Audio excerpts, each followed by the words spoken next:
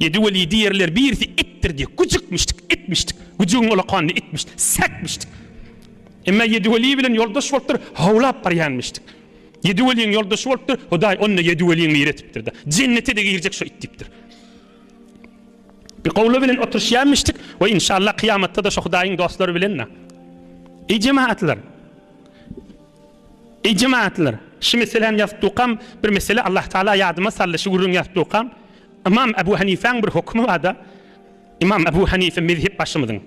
Ne mi hukmu var? Vel meytet taqa'u fil memleha. Fetasiru milhan. Yu'kal. Mevlana'nın okuyan kitabında var. Hem Türkmen hem fıkıh Hanefi'de var. Kehimarin sare milhan. Bir duzluk yer. Kan duz var. Duzun çıkyan yerine eşek kaçsa. Eşeğine tiyiliyem? Yok. Onun ağırrak misal var. İt kaçsa. Gıcık kaçsa. Onun ağırrak.